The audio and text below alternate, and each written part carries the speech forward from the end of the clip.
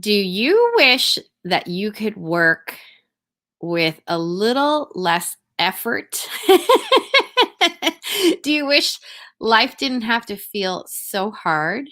Do you find it hard to make time for God? These are some of the things that we are unpacking today on the Possibility Mom Live.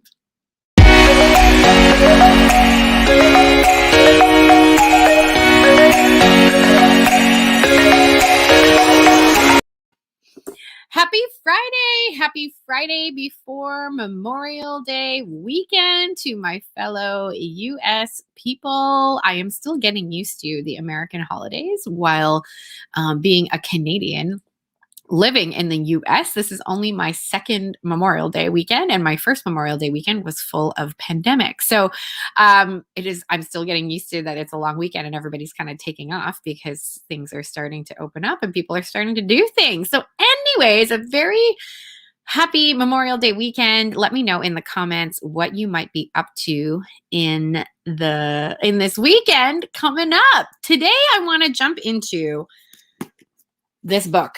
Okay, everybody. This is a book called Effortless. Effortless by McKeown. Make it easy to do what matters most. And some of you might be familiar with the book Essentialism. Essentialism is a book that came out about 10 years ago now, if you can believe it. That's a long time ago. But this book had a really profound impact on my life. McKeown, if you are listening to this, come on over to the Possibility Mom Live, okay? Because I want to tell you how much your book changed my life as both a mom, a working mother, a mom of many, but really in this pursuit of, does life have to be so hard all the time? So this is the follow-up book, and I've got to tell you, it's really challenging to me because this is what he's saying. In this book, he's arguing, do we really have to work so hard? And so I want to pull out a couple of quotes that I'm finding very, very, very challenging. Like even from the book jacket, do you ever feel like things are so much harder than they used to be? You know, something is important, yet struggle to get it done. You're running faster, but not moving closer to your goals. You want to make a higher contribution, but lack the energy. Who here struggles with a lack of energy? All the moms say amen. That's the thing that's really challenging me about this book. He's basically saying, you know, you can do the whole essentialism thing. He has a really great graphic actually about the big rocks, right? So if you're not familiar with essentialism, it's essentially this concept of we have a whole bunch of rocks and you can, if you're familiar with this parable, if you take out all the rocks in a jar and you try to just pour them back in haphazardly, they won't fit. But if you pour them all out and put the big rocks in first, and then let the small little rocks fill in all the space around, then you'll be able to fit it all in. And I remember just being like, amazing. And I remember using that concept and his concepts in essentialism in my signature time management program, Conquer Your Calendar. And I remember just being like, okay, this is it. I've solved every problem in my life. I just have to put the big rocks in first. And I'm not trying to say that's not correct. It is correct. You do need to schedule the big rocks first. But then he goes and he says, what happens if you have too many big rocks? And apologies if I can't really, but there you go. What happens when you have too many big rocks? And I'm just going to be super transparent with you. This is kind of a stage that I'm in. I have cut out a lot of the things, or I have delegated, I have automated a lot of the things that I uniquely don't have to do, or someone else in my life. So we have certain systems for laundry. We have certain systems for cleaning. We have certain systems for grocery shopping and all the things. I feel like the pandemic has taught us all how to grocery shop in no time at all, or how to online shop with so much efficacy. But what happens when you have too many big rocks? This is when life can feel arduous. This is when life can feel like there's just too much and I have no energy. So what he's arguing in the book is that actually these things that we're labeling as hard, what if we found a way to make them feel effortless?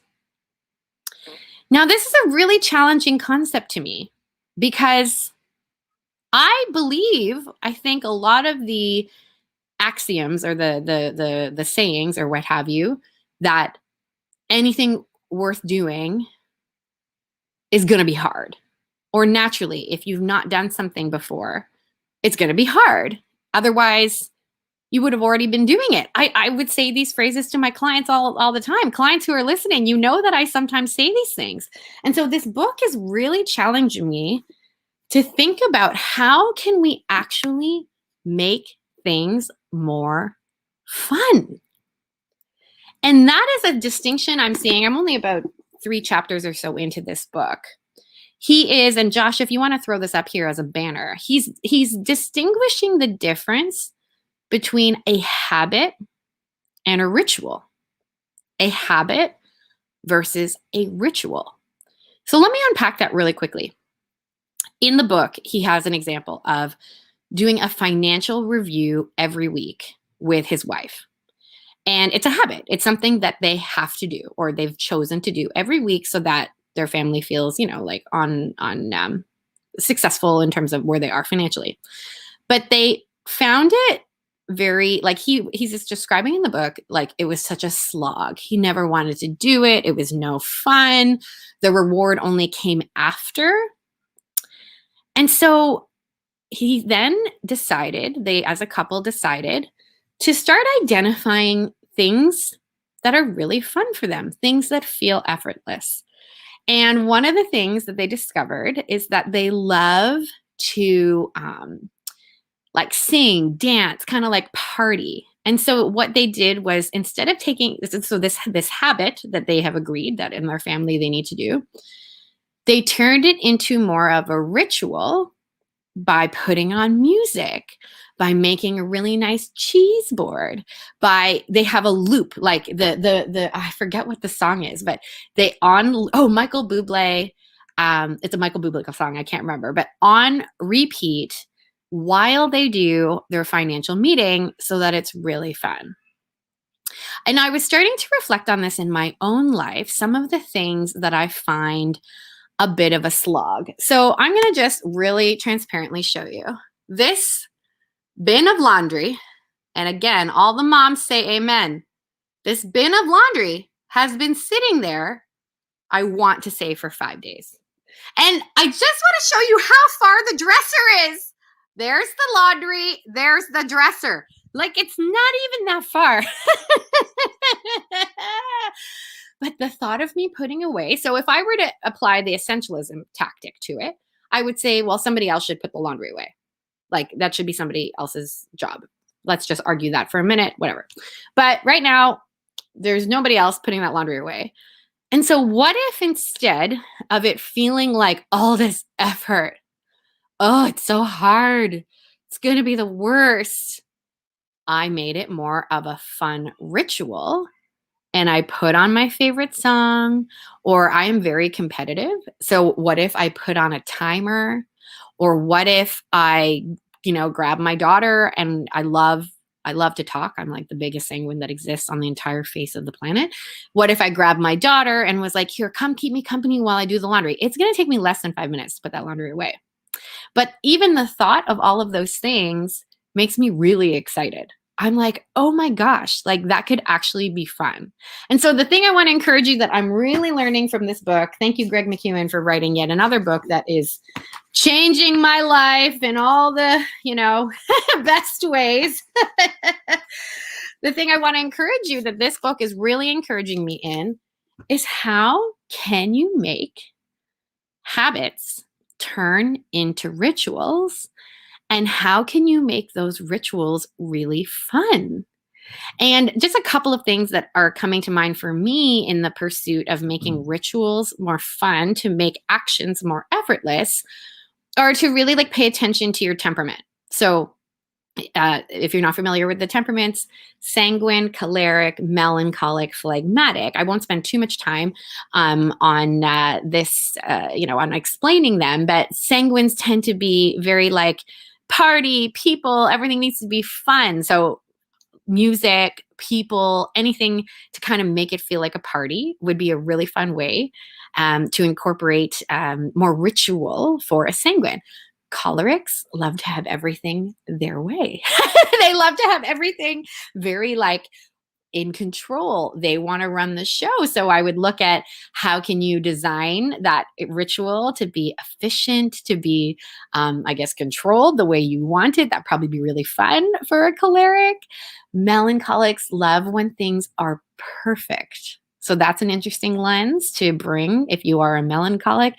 And phlegmatics like rituals to be as little intensity as possible, which makes me laugh every single day because I am the most sanguine person I think you'll ever meet. And I married the most phlegmatic person I think you will ever meet. And so we are basically polar opposites. I am a lover of intensity and he basically hates it. So it's really interesting for us how we navigate that. What that looks like for us is like, I need to have my time to party. And I need to respect that he just wants to literally watch from the corner of the room, maybe in a protective position. And then he can be, when I'm done, my little dance party, he can be invited to come sit down to the charcuterie board in peace and quiet. Maybe the music has changed. So anyways, play with that and let me know. Send me a message, Instagram, DM me on Instagram at Lisa Canning. Leave a comment below this video if you're watching this on YouTube or on Facebook. And if you're listening to this in podcast form, feel free to send me an email and let me know what is up. What are you doing to make a habit that might feel like a bit of a slog or a little bit challenging or actually really hard, even though you know it's something you need to do, into a bit more of a ritual? How could you incorporate ritual activities to make it fun for you and your unique personality? Alrighty. So I am excited. Like it was when I was thinking about what I was going to talk about today on the show, before my next guest, I thought this was a really interesting entry point into what I'm going to be talking about with my beautiful guest, who I have actually been following for a really long time, but kind of forgot I was following. I'll tell that story in just a minute. But do you find it hard to connect with God?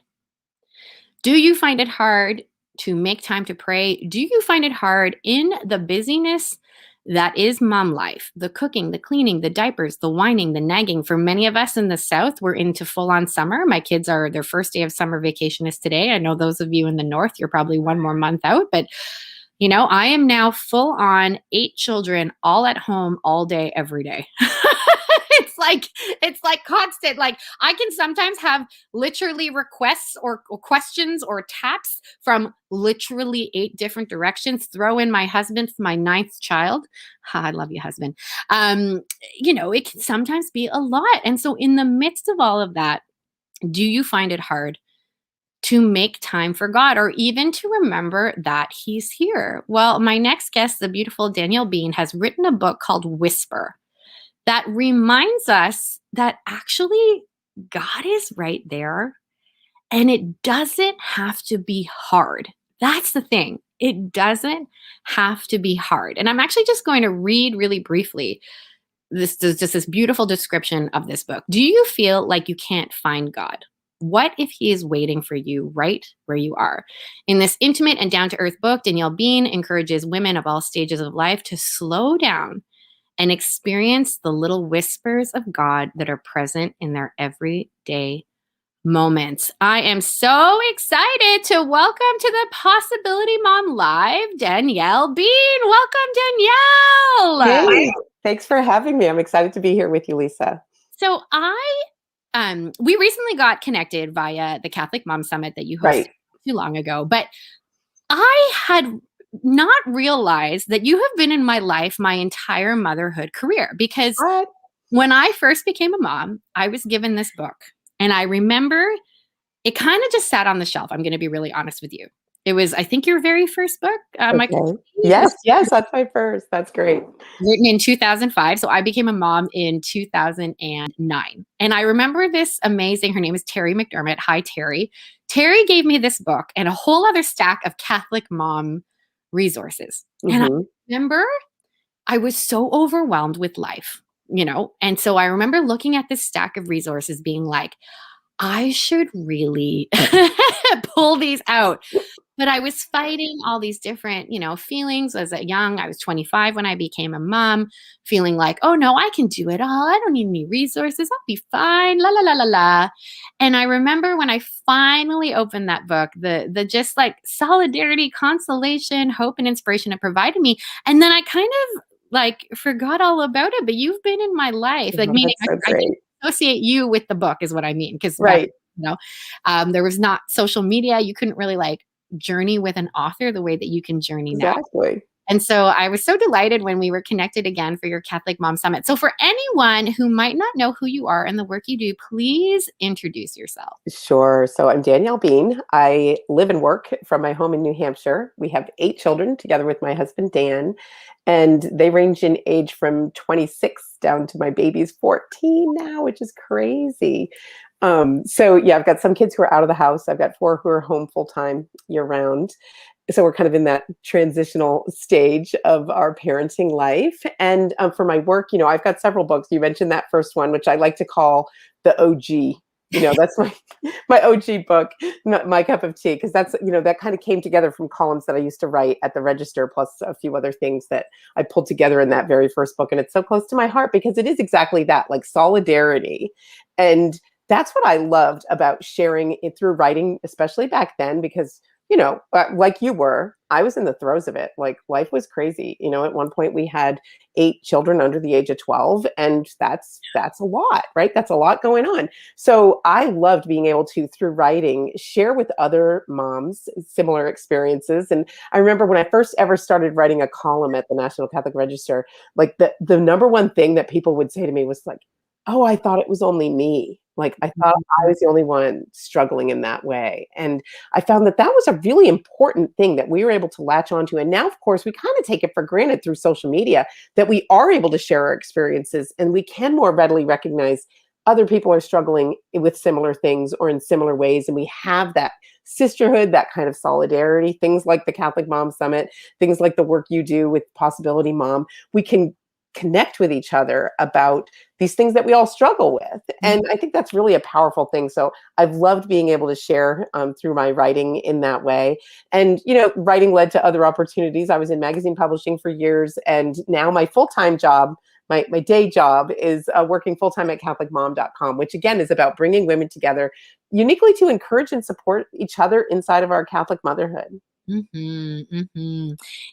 weeks ago on the show, I had my dear friend Mona Corwin, and she has the adorable title, The Mom Mentor. And we were talking about how important it is to have moms around us who are farther ahead in the journey. So when you told me the ages of your kids, I was like, that's exactly us. So I currently am in that stage of 12 down to baby. There you go. And so when I often look to moms who are ahead of the journey like you, what is the advice you wish you could have given to yourself back then? So when you were at the stage that I'm currently in, 12 and under, you are now full on adults. Your youngest is 14, only 4 at home. What's the advice you wish you could have given to yourself back then? Yeah, I think just in the most basic would be chill.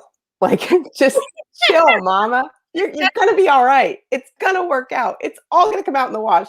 And you know what? And I had older moms in my life who were kind of playing that role for me at the time. And I couldn't hear the message. Honestly, I couldn't. And that actually is part of why I wrote Whisper, because part of what I hope to do through Whisper is to speak to moms, sure, other moms who are in the same place in life as I am, of course, but I also want to speak to moms who are in that place where I was, where you find yourself now, with a message of hope. Not like laying down this burden on you, like, oh, you need more time for prayer. You need to carve out time for prayer. You need more time to be still. You're too busy, blah, blah, blah. All of that might be true. But what I most want to encourage people is that it doesn't have to be so hard. In the introduction of Whisper, I share, sort of a little review of my time when I was going very fast, going hard, and I'm a kind of person who likes to be doing a lot of things. So that's always going to be part of my life. But when I look back now, I'm like, wow, that was a lot I was doing. I was working full time from home. I had the 8 kids. We were homeschooling, just navigating carpools and school and getting dinner on the table and taking care of the babies and the toddlers who are into everything. Like, it was a lot. And I can see that now. And I can also see, though, that I wouldn't go back and tell myself, stop it. Like, stop doing all the stuff, right? Maybe I would encourage myself to, make more room for peace and quiet. But I see that as a natural part of who I was at the time, who our family was at the time. There are natural stages, and we were going hard and fast, and the babies were coming fast and furious. And that was what God intended for us at that stage in our marriage, at that stage in our lives. So I'm not looking back and saying, oh, I wish I hadn't done it that way. I mean, for sure, everybody has things they wish they hadn't done that way, but not in a general sense. This book whispers really more about me, that I've reached this stage in my life now where I'm growing in my relationship with God. And I can see that my relationship with God doesn't have to be so hard. This is what you were talking about. Like, I realized that when I was younger, when I was doing so many things, when I was distracted with so many things, prayer and connection with God felt like one more to do, one more thing I needed to accomplish, another box I needed to check. It was, and something I was personally going to accomplish, right? I'm going to achieve my holiness. I'm going to achieve my relationship with God. And nothing could be further from the truth. That's not how our relationship with God works. Our relationship with God works with Him doing, us being, and Him doing. And He's constantly present. And, back then I would have told you, of course, yes, I know God is everywhere. God loves us. He's in every moment of my everyday, right? But I knew it in my head, but I did not embrace it in my heart. And so this book is about me sharing how that journey has been, from moving that message from my head to my heart. And it is an ongoing process for sure. Yeah. So there's 2 things I want to unpack in your response there that I think are really interesting for both moms and non-moms alike. So the first thing is the how. So when your brain is literally like so noisy, or when your actual life is so noisy, I think the temptation can feel, it's not even like, that I don't want to make time for God, but it's just like, it is so gosh darn noisy in my life right now. How am I supposed to steal a quiet moment? Now, what I know now from experience is that, like you just articulated, like, God is always there. It's not like you have to like go and retreat into some moment of like existential, Right. like, as great as that is, if you can do that, do it. and helpful and necessary. And I believe that moms should carve out time to go to adoration, carve out time where you can literally sit in quiet.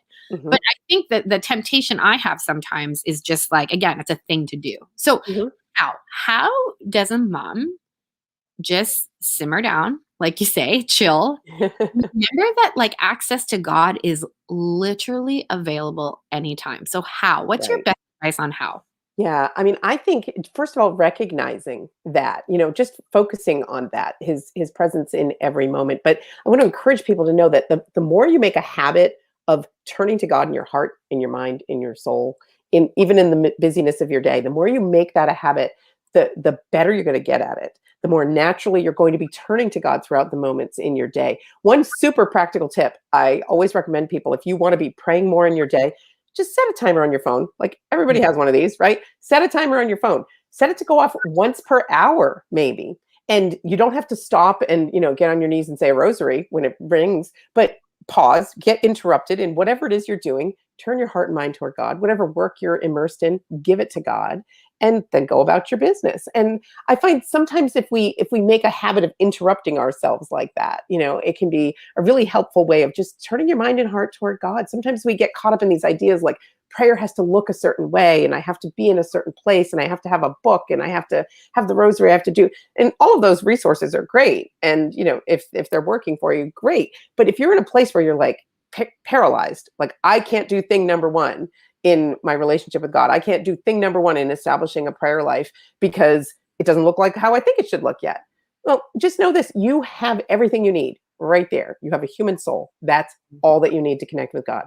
And so whatever busy thing you find yourself doing, whatever way you can remind yourself. Maybe it's at the start of a new activity. You're going to like after this, when you get over there and you start folding your laundry, Lisa, before you begin a task like folding laundry, just make it a habit before beginning a new task, or when you wash your hands, or when you get in drive the kids in the carpool. We all have these kind of stop moments in our day or changing activities. Make it a habit to turn your mind and heart toward God, even just for a moment. Recognize his presence, and turning your heart toward him, sitting in his presence interiorly, even as you're very busy on the outside, is something that we can get better and better at doing. My spiritual director, bless his heart, he's a patient man to put up with all my complaining. He was talking about he has this concept of 8 hours of sleep, 8 hours of work, 4 hours of play, and 4 hours of pray. Wow. I hope that equals 24. I'm pretty sure it does. I think it did. I think I kept track. I was kind of like, okay, Father Damien, I'm tracking you. Okay, 8 hours of sleep I can figure out. 8 hours of work I can more than figure out. Right. 4 hours of play, I think I have a handle on that. But 4 hours of pray, and I remember it was literally like I had it like on my calculator, and I was like, Father Damien, this isn't computing. Like I was not adding up. How do we do this? And so then it was so fascinating. He goes to me, okay, what are the 2 hardest parts of your day? And I was like, the hour before my kids get off to school, because there's like 1,000 things, like where's this, that, da, da, da. And then the hour before going to bed, because similarly, it's like transition, like everybody, come on. That's hard. The thing. And he goes to me, and we were about 2 hours left, right, in this little computation. Right. He was like, what if both of those hours were entirely prayer?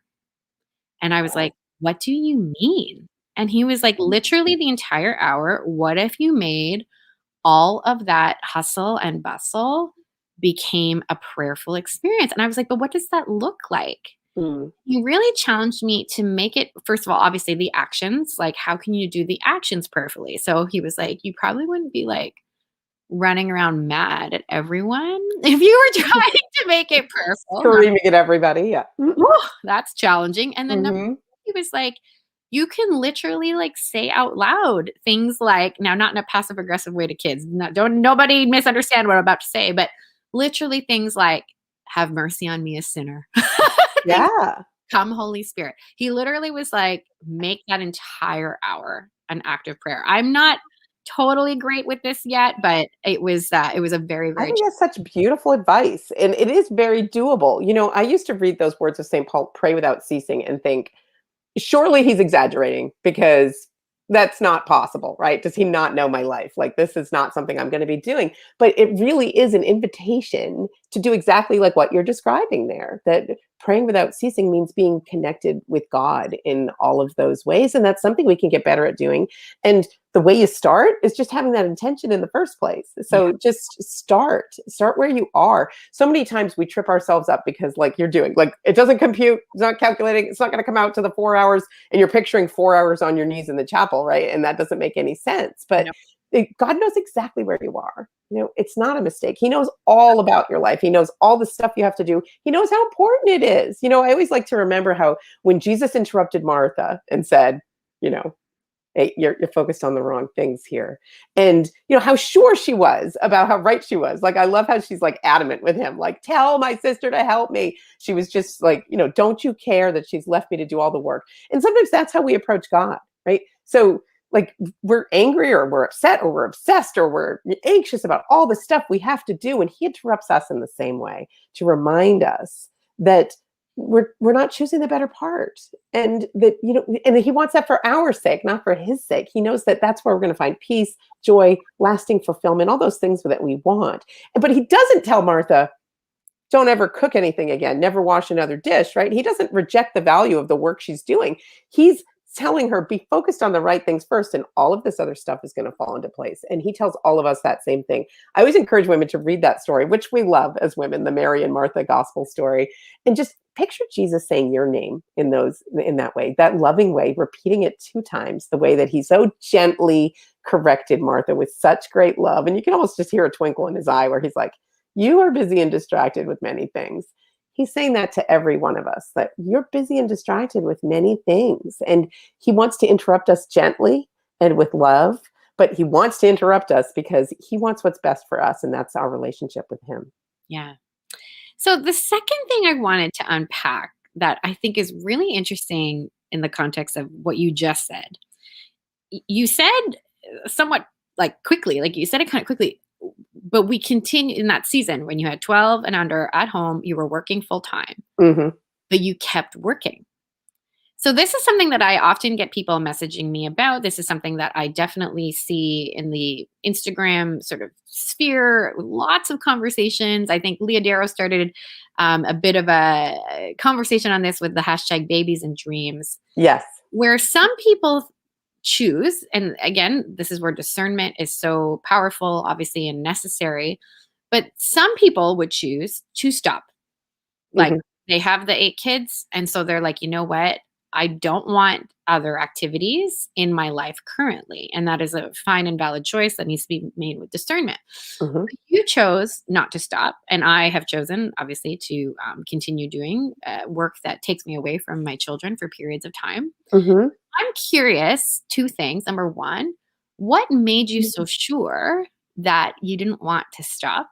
And then number 2, what counsel would you give anyone else who might be feeling this tension and this pull of, are my interests or professional pursuits taking me away from my relationship with God or from my children? So, what Hmm. do you feel it personally, and what counsel would you give to others? Yeah, I think first it's important to say that everybody's balance of what that looks like with outside stuff you do and, full-time motherhood or at-home motherhood, it's going to look different for everybody, and it's probably going to look different even with the same person over the course of your family life because, you're saying I didn't stop working, but that's actually not correct. What I did was when we first got married, I got married right out of college, like graduated in May, married July 2nd, pregnant by the end of July, right? So we were just in this thing and we just started our family life. And in the beginning, so I did work after my first was born, and it was because my husband was finishing up school, and we just kind of balanced that at that point.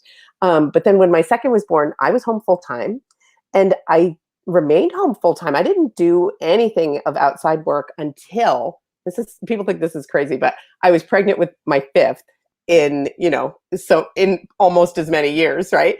And it was a summer where my husband was working in he's a teacher, and he always would pick up a part-time job in the summer. He happened to pick up a job that had late hours, and so he wasn't going to be home in the evening, and here I was with my stair step children who all were in bed by 7:30 p.m. Thank you very much. And I found myself thinking those evenings, like, what am I going to do? And I just found this time opened up, and I prayed about it and thought about it. And I decided that I wanted to begin doing some writing, which always was something I enjoyed, was close to my heart. Wasn't really having any professional goals about it, but just started and started doing a little freelance, started sending some things out, found some success that way. And my work kind of grew from there, where it started very much freelance, but then it was more of a discernment process, not am I going to continue? But every time a new opportunity presented itself, a change in what I might be doing for work, we would pray about it and discern it that way. And over the course of, 5 to, I guess it was probably 6 or 7 years after I began that little bit, all of a sudden I am working full time from home, and it's like, how did I get here? But all along, it very much was a discerning process between Dan and me, and we would find a way to make it work if we decided this is in fact what God wants us to be doing.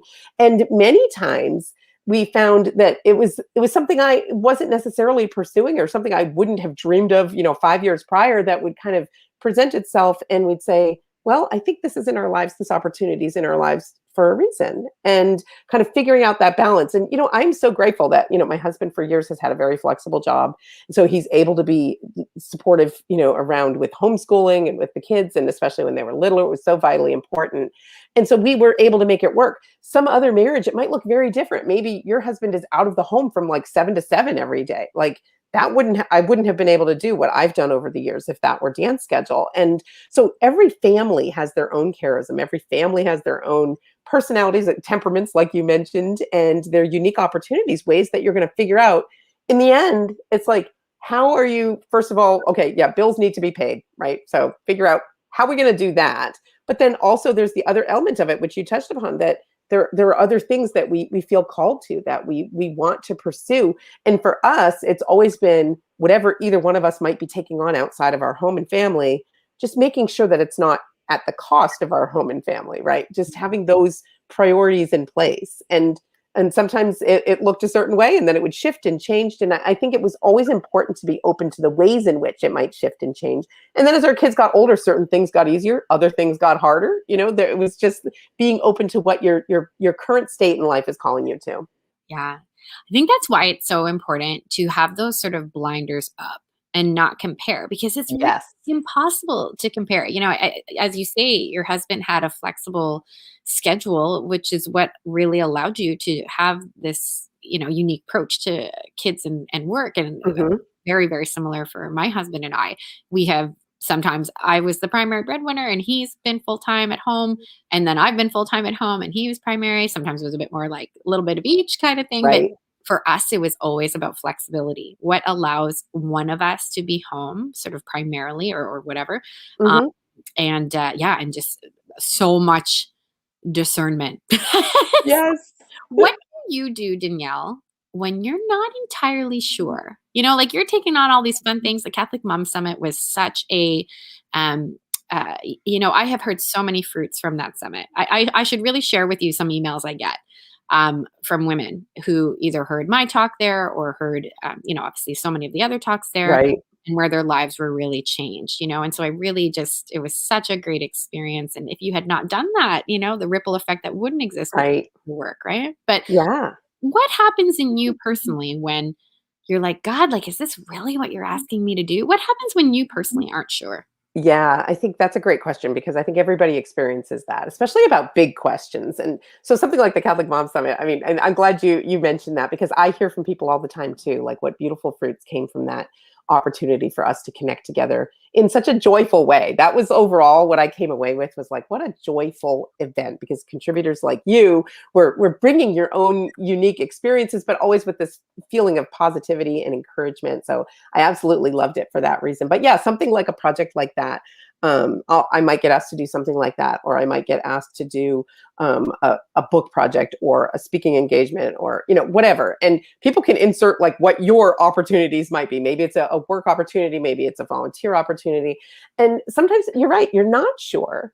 And sometimes I think I need to slow myself down because I am the type of person who is always like, yes, yes, yes, and I'll do that. And then I'll do the other thing. And then sign me up for that too.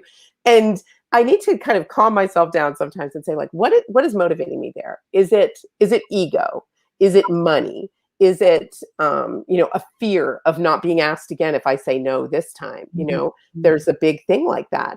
And none of those are good motivators, right? Right. So and my husband Dan's a great, great kind of balance to me in that way. Because I've brought him ideas before. I remember I can't remember the specifics of it, but it was like a television project that I was wanting to say yes to.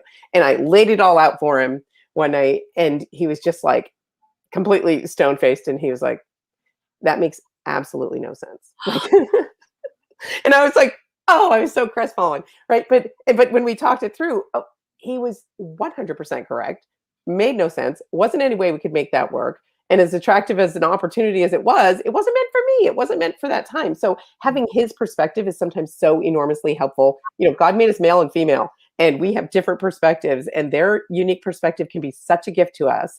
He has this outside kind of bigger picture look at things sometimes, and so he can be a real help in that way. So for sure, I lean on him.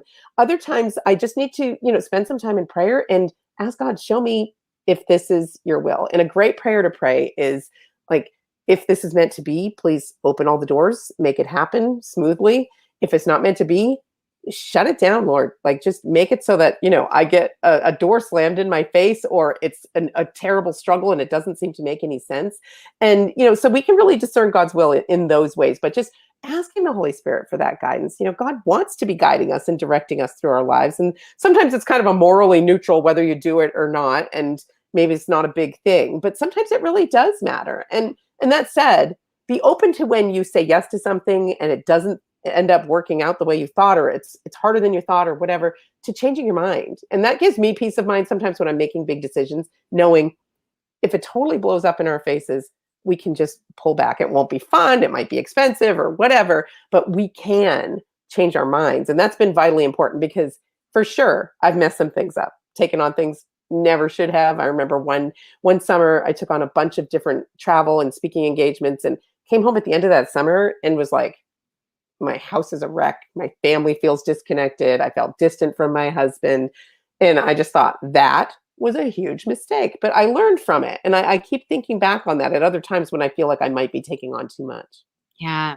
You know what it reminds me of, or what it brings to mind, is this spirit of abundance, that you have to kind of be abundant, whether you say yes or no. Hmm. Say yes to an opportunity, then there's this trust that the Lord will provide whatever it is, the time, the energy, the finances, whatever it is necessary Right. there. And if it's a no, that there's a spirit of abundance around, well, maybe it was meant for someone else, or maybe there's something else that the Lord is asking of us right now. So I would love to ask you, because I just realized I don't I have a lot of friends who have many children as well, but um, I really love asking women who are a bit more ahead of me on the journey, who have large families, questions around abundance, because Hmm. I'm sure you've been asked all kinds of questions about what it's like to raise a large family. Is it expensive? How do you have time for yourself? Yeah, all I'm sure you Right. have. We could swap all kinds of fun stories. For sure. But when it comes to abundance and family size, what Mm. do you think about that? Yeah, I love the question because it's so important for us to remember that our God is a God of abundance. And, I mentioned making work decisions based on a fear of like scarcity, right? Like this will never come again. I'll never get another chance, or we won't be able to pay our bills, or whatever it is that you're kind of living in fear of. And that's not what God wants for you. Like I love to reflect on the gospel stories where, the miraculous multiplication of loaves and fishes. He fed everybody, and then they still gathered up all the leftovers, and there were 12 baskets full, right? He didn't just change a little bit of water into wine. He changed these 6 giant jars into wine, and not only any wine, but the best wine, the very best, the choicest wine. And or these abundant catches of fish that he miraculously produced. Like our God is a God of abundance. And so we need to trust in him. And that's the lifelong project for me anyway. It's an ongoing thing, right? Just remembering, like, trusting God, trusting God.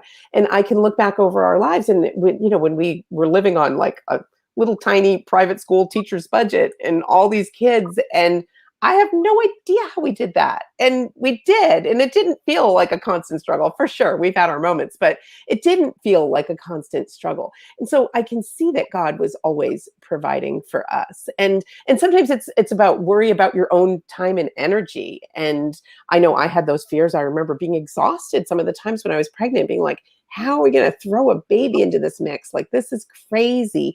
And and it is crazy, but sometimes God's plan is crazy, right? And he's calling us in that crazy to let go. Like I love Mother Angelica would talk about like how you need to embrace the ridiculous. And I felt like so many parts of my life were exactly that. I remember once years ago when I first became editor in chief at Catholic Digest, when the news went online, there was a post about it somewhere. And this one woman commented, that's ridiculous and you know it, like talking about my family, me having my life and taking on this work. And I was really jarred by it because I was like, yeah, I know it is ridiculous, right? Like I'm sorry it's upsetting you, but it is. And sometimes God does, in fact, call us to embrace the ridiculous. Yes, we need to make wise and prudent choices about our family size. But I always tell people, like, err on the side of generosity.